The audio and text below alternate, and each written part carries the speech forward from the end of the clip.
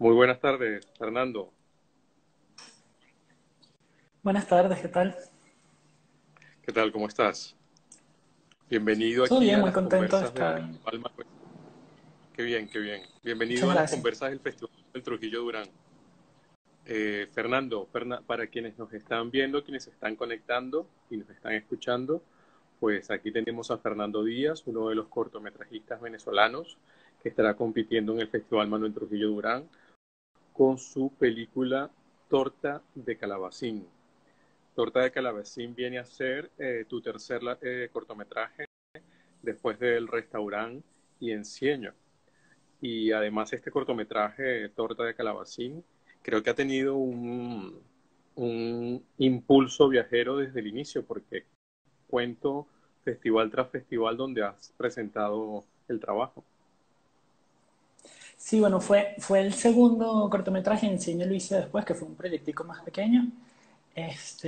Pero sí, afortunadamente, o sea, hemos tenido la suerte de que a Torta le ha ido bastante bien en festivales. Llevamos 13 hasta ahora, alrededor del mundo. Entonces, bueno, eso de verdad que, o sea, yo personalmente obviamente me siento muy orgulloso de eso. Qué bien. Oye, vamos a comenzar por una cosa bastante trivial, ¿no? Y tiene que ver con el nombre. Por un lado es muy sugerente, pero por otro lado, cuando terminas de ver la historia, me preguntaba qué vino primero, la historia o la torta de calabacín. La historia. La historia vino primero. De hecho, yo, o sea, hubo un tiempo en el que estaba sufriendo muchísimo porque no sabía cómo llamar al corto. En la historia sí había, o sea, siempre hubo un momento en el que el personaje estaba haciendo un plato que se salía un poco de la norma, ¿no? Pero fue casi al final que encontré, o sea, que decidí que fuese esta torta la que... Es una receta de mi abuela, además, entonces fue como bonito en ese sentido. Sí, pensé que era una de las preguntas que iba a hacerte porque pensaba que efectivamente ese platillo no viene a la cabeza simplemente por per se, sino que tiene que tener algunos aires familiares. Sí, es eso, o sea, yo, como te digo, sabía que tenía que ser un plato que se saliera un poco, pero no recuerdo exactamente en qué momento fue que me acordé de esta torta, la verdad, porque es una receta de mi abuela, pero mi abuela tiene como 2 libros de recetas, todos escritos a mano, y hay un montón, por supuesto, y yo no recuerdo qué fue lo que pasó que me acordó de esa torta, porque no es un plato que hagamos mucho en la casa. A mi mamá y a mí nos gusta cocinar. Entonces siempre se están haciendo cositas, pero la verdad es que ese no es uno que hagamos mucho. Entonces no recuerdo qué fue lo que me acordó, no sé si es que vi la receta, algo, no estoy seguro, pero sí, definitivamente eso me hizo conectar un poquito más porque de alguna forma, bueno, esa relación siempre está allí. Que los que nos escuchan y nos están viendo y nos acompañan aquí en esta conversa no piensen que estamos hablando de un corto gastronómico, para nada. Es una historia donde el platillo que da nombre al cortometraje, a la película, pues obviamente marca un tempo, marca un ritmo y marca además un deseo. Es una suerte de historia circular, no exactamente así, porque las historias en realidad más que circulares son elípticas, pero efectivamente el platillo marca un tono, marca un acercamiento y marca un significado. Pero creo que en todo caso es una historia que habla de secretos y también de compromiso, ¿no? Sí, y de aceptación propia, sobre todo. Bueno, aceptación propia y además aceptación de los demás, ¿no?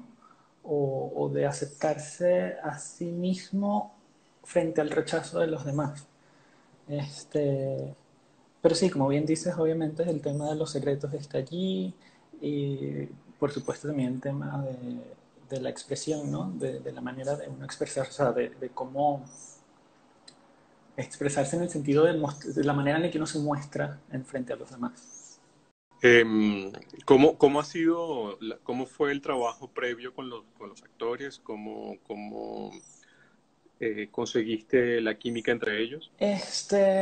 Bueno, yo primero hablé con, no recuerdo si fue con Pedro o con Taylor.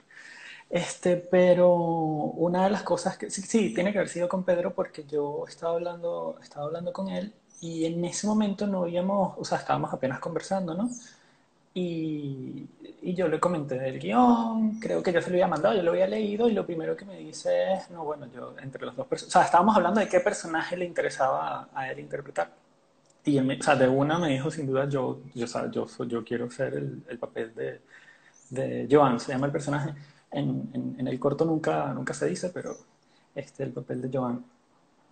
Y luego hablamos con Taylor y Taylor pues súper contento también. La química fue muy fácil porque ellos se conocían y habían trabajado juntos antes. Incluso Taylor, en la primera reunión que yo tuve con él me contaba, o sea, Taylor tenía unas ideas bien particulares de las escenas amorosas entre los dos personajes. Y me dijo, sí, sí, yo con Pedro hago lo que sea. O sea, esa parte ellos ya la tenían, no hubo que trabajarla tanto. Este, fue más una cosa de llevar esa química a la relación de estos dos personajes en particular, ¿no? Que no siempre es tan fluida en la historia, ¿no? Ellos tienen como varios choques allí. Por lo general, no siempre es así, pero cuando estamos haciendo un cortometraje y sobre todo en nuestras cinematografías, pues obviamente siempre estás contando con una pequeña gran ayuda de los amigos. Pero hay algo del cortometraje que me agrada muchísimo, que es la dirección de arte, las localizaciones, el espacio de los personajes, el espacio interior-exterior de ese lugar donde conviven, donde residen. Esto es parte de el proceso de escritura, el proceso de producción, pues algo que va apareciendo en el camino. Eh, yo no soy buen productor. Y una de las cosas que yo decidí para comodidad mía, antes de escribir el guión, que ni siquiera sabía de qué iba a tratar, fue de escribir un guión que funcionara dentro de mi casa. Este, todo el corto está grabado dentro de mi casa. Son los espacios con los que yo siempre, en los que yo he vivido toda mi vida. Entonces, esa parte del espacio es consecuencia de esa decisión. En cuanto a la dirección de arte, la dirección la hizo Adriana Carrera, que es una compañera, Adriana Carrero, que es una compañera de la Escuela Nacional de Cine también. Ella es increíble, es fantástica. Además que tuvimos mucha ayuda en todos lados. Y Arte tuvo como siempre personas que ayudaban, que llegaban, gente que iba un solo día a ayudar, etcétera, etcétera. Yo tuve como un par de asistentes, pero realmente el trabajo lo hizo prácticamente ella sola. Entonces, de verdad que en ese sentido, pues, un aplauso para ella porque yo estoy súper contento. Otra cosa que quisiera mencionar con respecto a la dirección de arte es el vestuario. El vestuario, eh, nos lo prestó un amigo, Jean-Paul Fowler, y él lamentablemente falleció hace poco, este año. Eh, y bueno, entonces eso fue como ese pedacito triste de la cuestión, pero bueno, al menos de verdad que él se portó bellísimo. Él fue una de las personas que a pesar de que, o sea, nos prestó todo el vestuario, pero además creo que fue un día o un par de días que fue a ayudar precisamente a Adriana a mover cosas, a mover muebles, etcétera, etcétera. Y bueno, por supuesto proponer elementos y tal.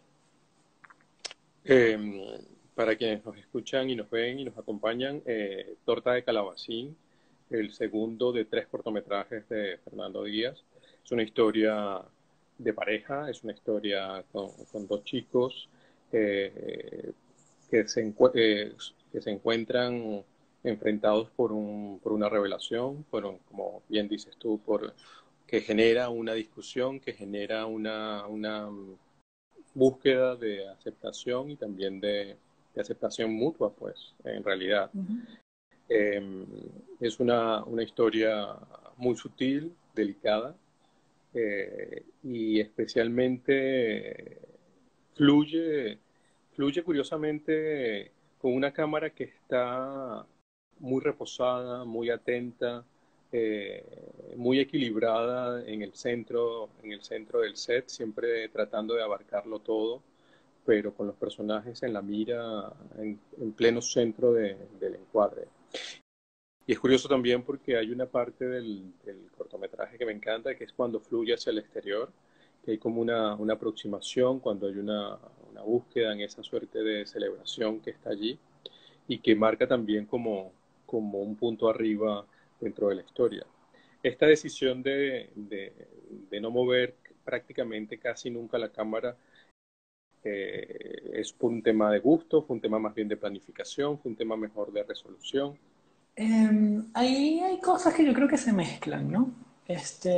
Por un lado, o sea, si nos vamos a lo técnico, a la dificultad técnica, en cierta forma es más sencillo como, bueno, se pone la cámara en un trípode y se cuadra muy bien el encuadre, pero se deja allí y es como menos complicado, ¿no?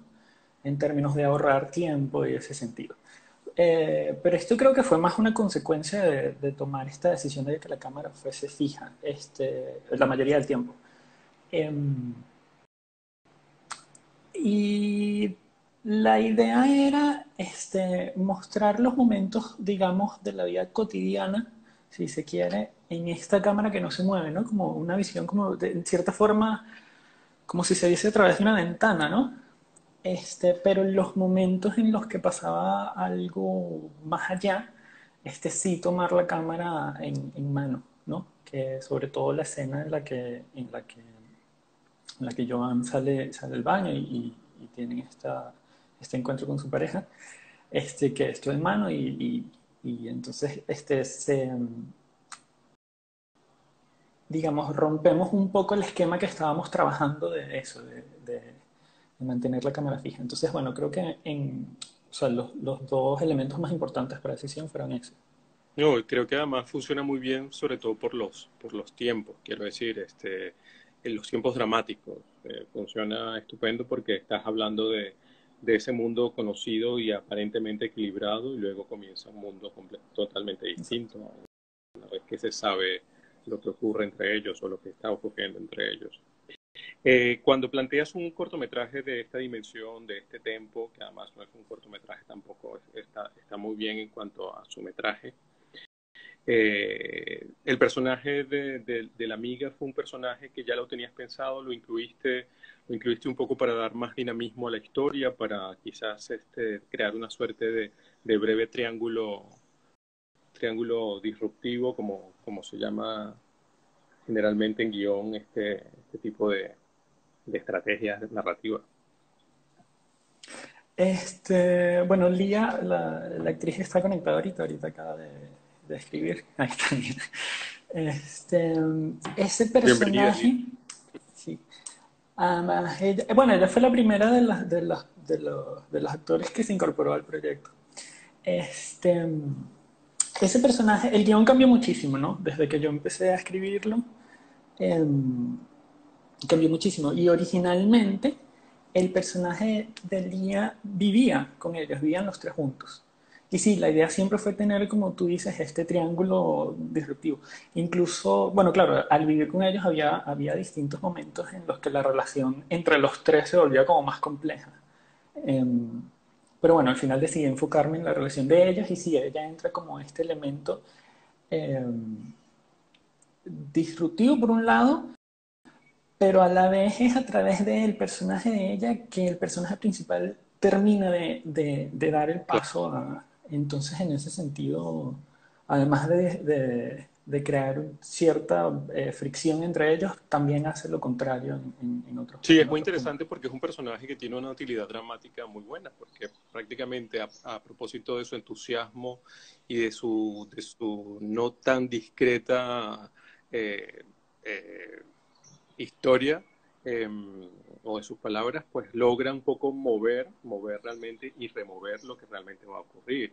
Y luego también funciona al final para recoger, ¿no? Para sostener, que eso es una muy buena estrategia, incluso en una historia tan pequeña, pero que tiene mucha densidad, porque es una historia muy compleja. No es una historia que sí es verdad que está muy bien llevada, muy bien equilibrada, pero sigue siendo muy compleja, porque lo que está ocurriendo no es poca cosa. Sí, de hecho eso era una de las cosas que me tenía preocupado, ¿no? Cuando estaba escribiendo. Era eso, era tratar de llevar este tema tan complejo a, bueno, algo relativamente sencillo, ¿no? Si lo logré o no, bueno, eso no, eso no lo decido yo. Este, pero sí, eso definitivamente fue una de las cosas más difíciles que me tocó en términos de escribir la historia y llevarla aquí. Me preguntaba hacia dónde crees tú que va a proseguir tu búsqueda, ¿no? Lo decía por la sutileza, por el tenor de la historia que estás narrando. Es una historia que podría haber sido estridente, podría haber sido, ¿no?, la confrontación mucho más exterior.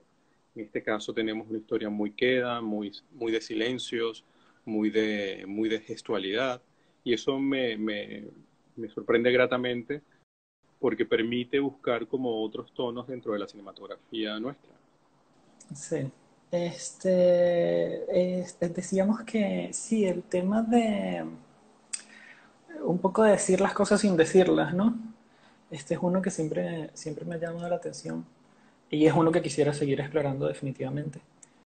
Este, con Torta en particular me pasó algo que, claro, en esta de escribir, borrar, además, claro, fue mi proyecto de tesis en la escuela, entonces estaba trabajando sobre todo con Rafael Marciano, ¿no? Que fue el tutor.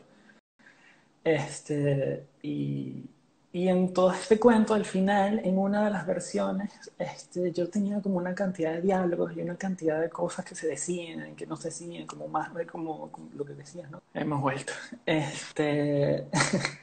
Decía que Rafael fue uno o sea, en este trabajo fue uno este, bueno, se me fue la Mentores. palabra, sí, que me dijo, pero ¿por qué estás contando todo? O sea, ¿por qué se están diciendo todos los personajes, no? Este, y a partir de ahí, o sea, volví como, o sea, caí en tierra de nuevo, ¿no? Y, y entonces volví como a tratar de buscar este, esta manera de, eso, de decir sin decir, es la cuestión. En ese sentido le agradezco muchísimo a Rafael, ¿no?